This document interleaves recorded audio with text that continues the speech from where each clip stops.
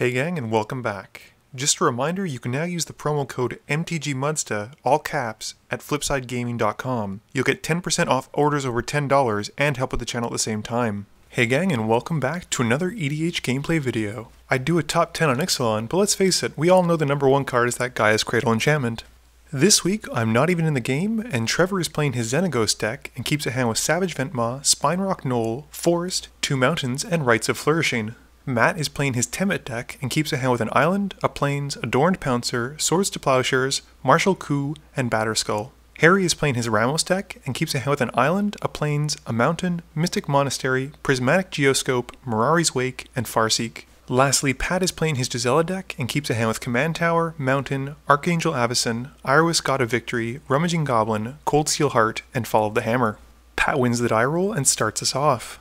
Pat plays Command Tower and passes turn. Trevor plays Spinerock Knoll and gets to hide away a card. Harry plays Mystic Monastery tapped and passes to Matt. Matt drops a Plains and passes turn. Pat also plays a Plains and casts Cold Steel Heart, naming red. Trevor plays a Forest and taps the Spinerock Knoll to cast Soul Ring. He then plays Rites of Flourishing and drops a Mountain. Trevor then passes to Harry. Harry is thrilled to draw an extra card and he plays out a Forest and an Island as his lands. Harry then casts Farseek to find a Swamp and passes turn. Matt plays an Island and drops Tranquil Cove, which gives him one more life. Matt then casts Adorned Pouncer and passes to Pat. Pat plays a Mountain before casting Darksteel Ingot. With nothing else, he passes turn. Trevor draws 2 cards before playing a Mountain in his first main phase. Trevor then plays Xenagos, which is a pretty strong play for turn 3, and passes turn.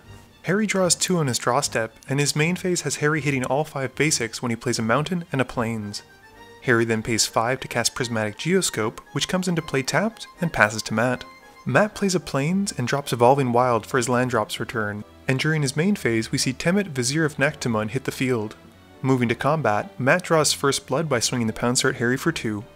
Matt passes his turn and cracks his Evolving Wilds at the end of his own turn. Pat has no lands to play despite drawing 2 cards, and instead decides to make himself less of a target by casting Gisela the Broken Blade before passing to Trevor. Trevor drops a Forest and plays Myriad Landscape for his lands for turn, and then casts Savage Ventmaw during his first main phase. Moving to combat, he puts the trigger onto the dragon and swings it at Harry for 8. During his second main phase, Trevor then uses one of the red to activate Spinerock Knoll, revealing and casting Greater Good. Trevor then sacrifices the Ventmaw to Greater Good to draw 8 cards and then discard 3.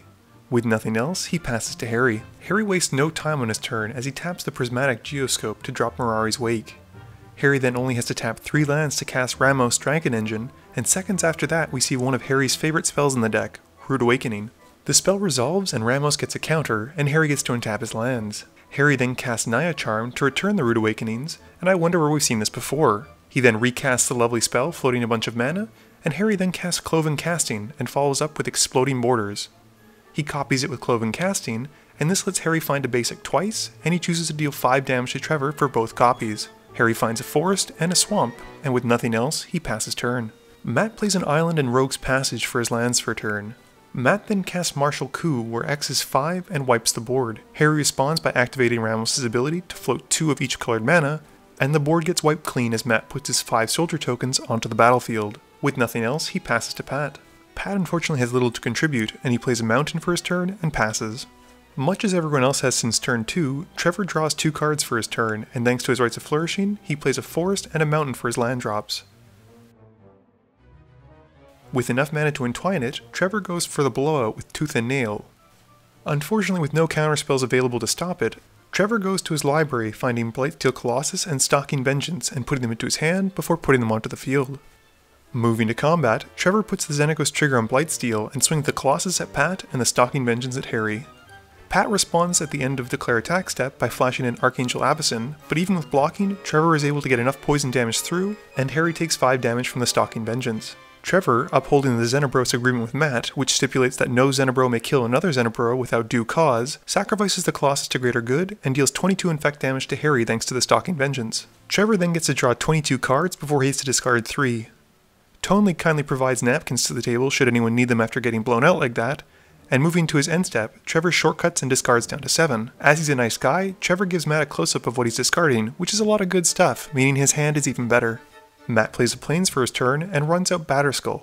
With a good chunk of defenders and some lifelink held back, Matt has nothing to do but pass turn. Despite having drawn 22 cards the turn before, and a further 2 more on his turn, Trevor has no lands to play during his first main phase, and moves to cast Sneak Attack.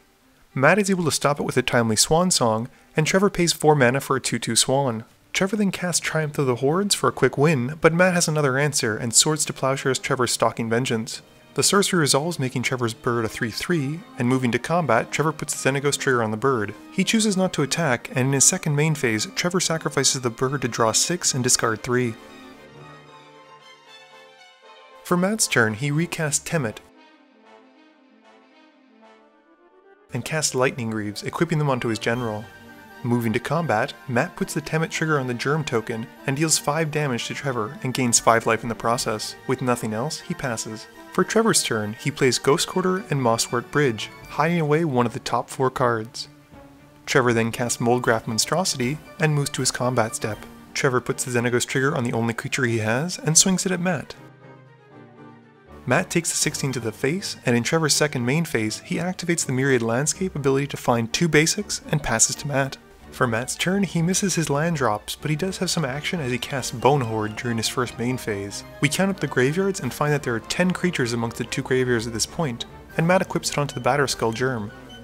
Moving to combat, Matt puts the Temmet trigger on the Batterskull Germ, making it a 15/15, and he swings at Trevor. Trevor loses 15 life, and Matt gains 15 life. This puts Trevor in a really tight position unless he draws really well.